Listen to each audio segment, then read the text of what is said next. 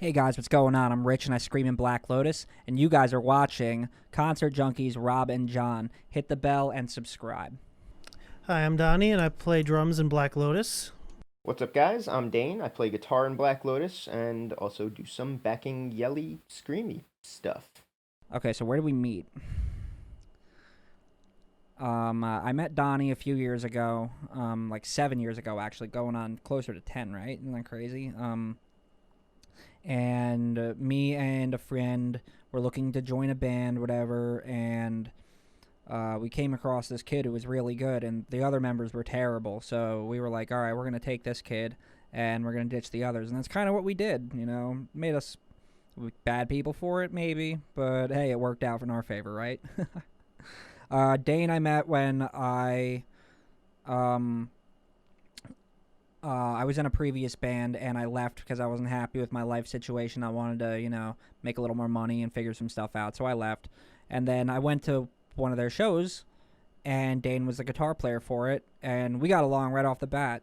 Um, you know, sort of. He sucks, but he's cool. um, Chris I've known forever since like the Bergen days. He's not in the interview, I guess, but he's a good dude. And then I met our bass player JD through Dane. So yeah, that's how that worked.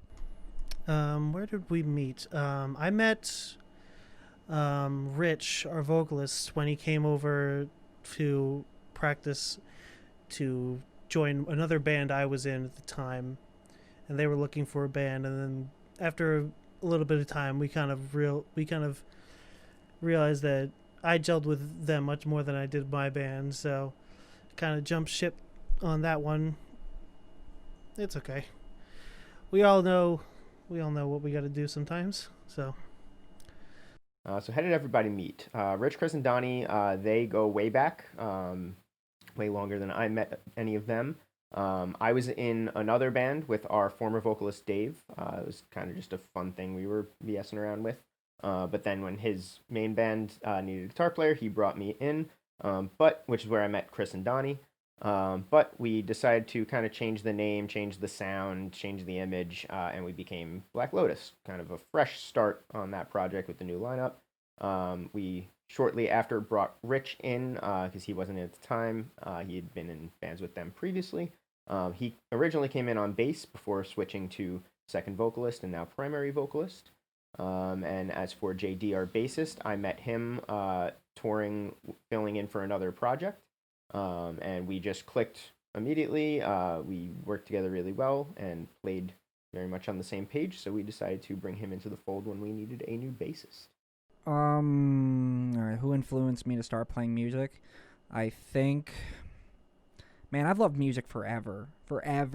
My mom will tell you, even when I was a really little kid, I would always be up in front of the TV, whatever, singing and any song that came on, I was always trying to perform. My mom said like she knew I was probably going to do something like this, so I guess it worked out for me. But metal-wise, I don't know. I brought in a Rob Zombie CD for show and tell in second grade. I mean, that might be where it started. um, who influenced me to start playing music? I think my biggest influence to start playing music was probably Matt Greiner from August Burns Red. I just really gravitated towards his playing style, and I knew instantly that I was like, that's what I want to do. Like, whatever that is, I want to do that for like 10, 20 years going on. So who influenced me to start playing music in general? Well, there's different influences for kind of different stages I've been at. Early on, just hearing Iron Man by Black Sabbath, that opening riff when I was like 4 years old was what made me go like, wow, guitar is awesome and I want to learn how to play music. So that was kind of just my start to playing in general. When I was like 10, Atreyu and Bold for My Valentine were kind of my continuation into metal, past just the classic rock I listened to as a kid, and but at that point I was also listening to a lot of like early 2000s alt and emos, and Chem and the Used and stuff like that, and Silverstein. So I wasn't necessarily sure what I wanted to play because I liked so much stuff. And then around 13, 14, There was like a month and a half period of time where I heard Devil Wears Prada, I Wrestled a Bear Once, Under Oath, Between the Buried and Me, and first album Bring the Horizon, and then shortly after second album.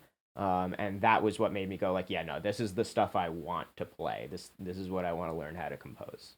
Something on tour, something I absolutely have to have. I'm gonna say it's no, it's not even probably. It's earplugs because Donnie, our drummer, just he snores like Darth Vader breathes. You know, it's excessively loud, it's unnecessary, and it keeps us all up. So yeah, that's absolutely necessary. On top of keeping our ears safe on tour. Playing shows is dangerous on your ears, so you got to make sure you protect them. Must have on tour. I would say for me, like those nose clamps things for snoring, because I have a very bad problem with snoring, and they will not let me live it down. I wish I could, but that's just how it is. So when you go on tour, what do you have to have with you? Definitely basic hygiene stuff, stuff like travel shampoo, conditioner, and soap. It's a lifesaver. Extra clothes, especially socks and underwear. You need a pillow and blanket for any time you're just sleeping in the van or on a floor. But then a big one is just something to kill time. You're on the road. You're gonna have a ton of time just bullshitting with your band members, which is super fun. But you're gonna want some time to decompress for yourself. So having a deck of cards, drawing pad, or even something to game on a Switch or a DS that you can bring with you really beats just kind of sitting and scrolling on Facebook for memes in all of that spare time. So that's fun, but not how you want to spend day after day on any amount of downtime you have. And snacks, lots of snacks. If I wasn't playing music, man, my life would stink. It's like the only thing that makes me happy. But for work on the side, I do construction, so I guess that's a good thing. Good thing to do. Make a lot of money. Try my best with that. If I wasn't playing it, I would probably be doing something with film. Honestly, I have a real interest in film and in TV and stuff.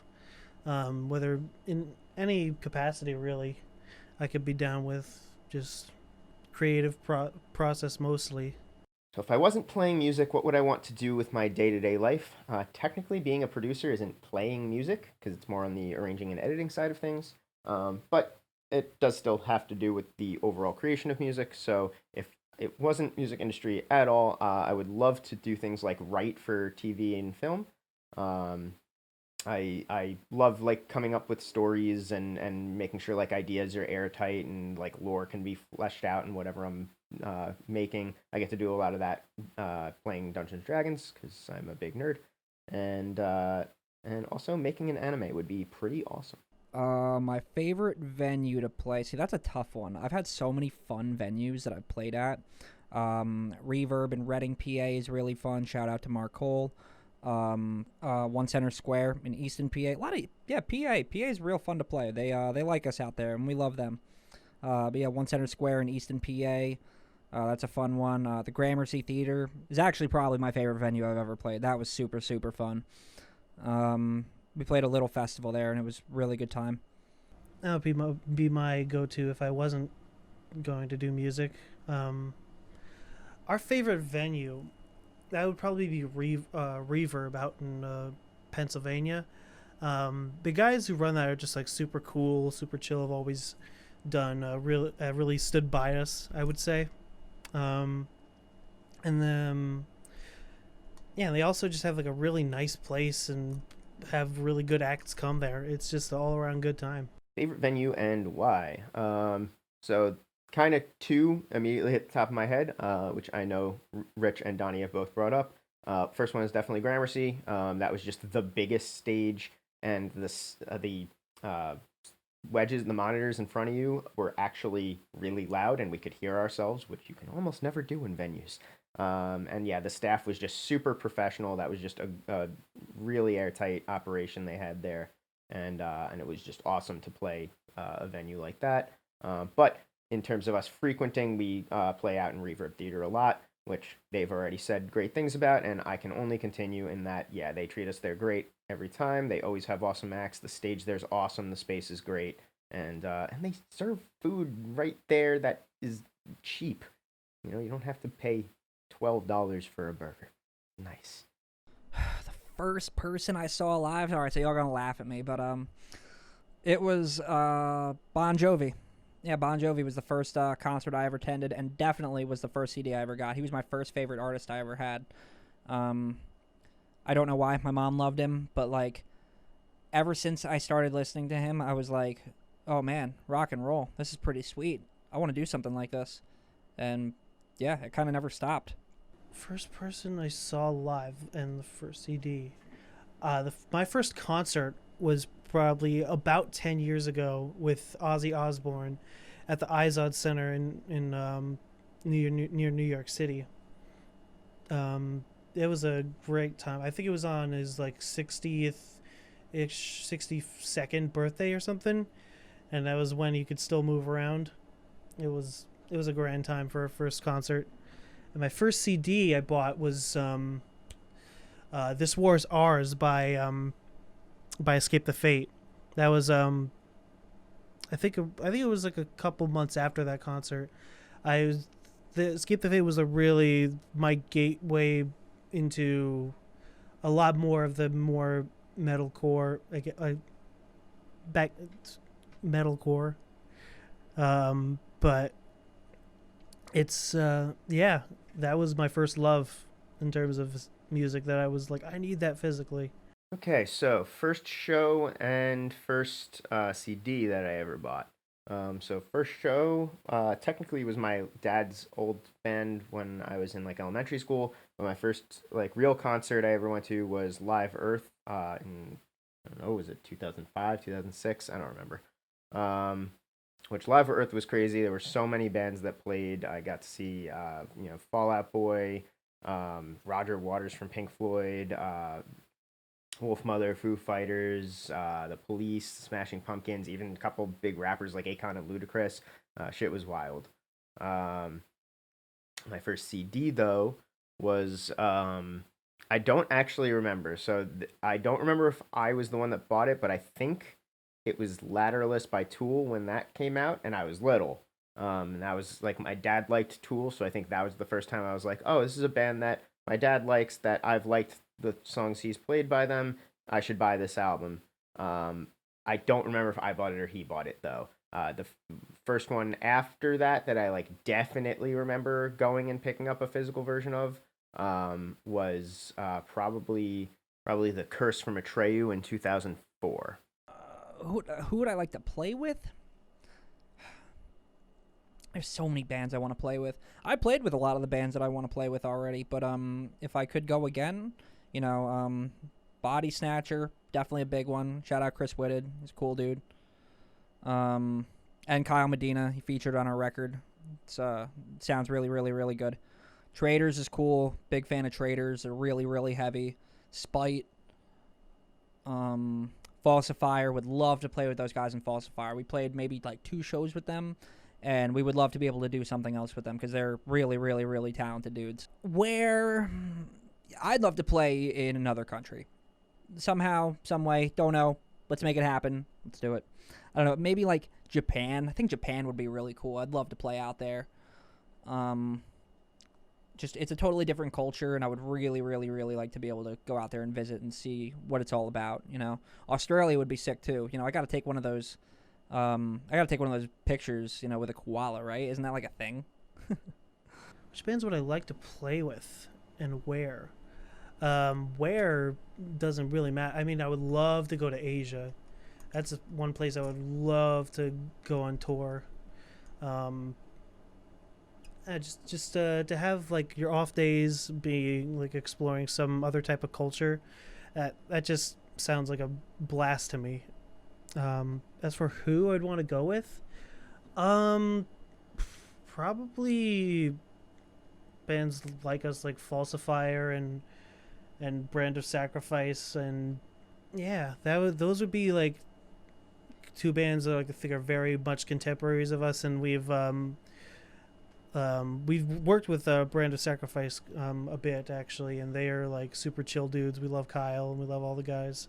So for who I'd like to play with and where, where, I don't really have too many specific venues. Obviously there's some like legendary ones like the House of Blues, but there's a bunch of locations for that, and I have no idea really what most of them even look like. But definitely places like Rich said, like Japan, or Donnie said, where there's would be some awesome culture to be able to take in on any time off.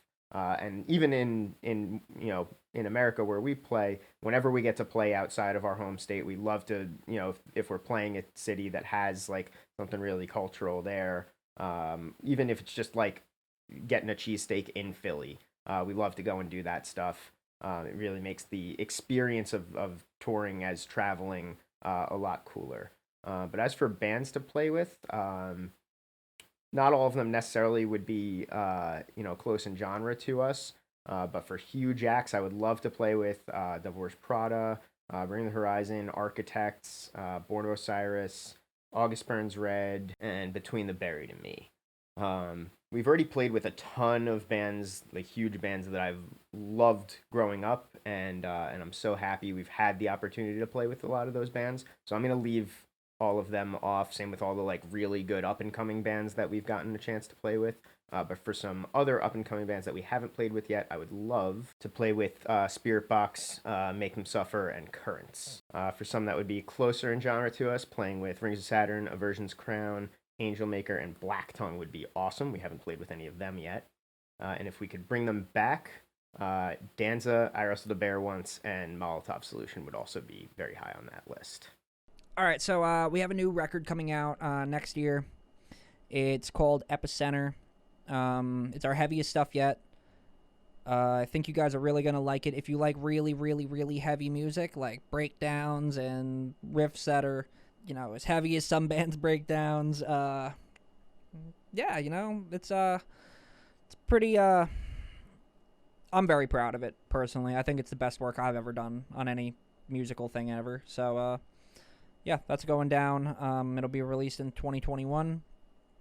So keep your eyes peeled for that. Otherwise, yeah, that's about it. Outside of that, you could find us, our band Black Lotus, on Apple Music, Spotify, YouTube, Google Play, Amazon Music. All the goods are there for your enjoyment. Due to the pandemic, we don't have any shows booked, but you can follow us on Facebook, Instagram, and we will definitely be coming back to the stage in 2021, and we have some awesome new material that will be coming out as well. So keep your eyes peeled, and thank you guys for having us.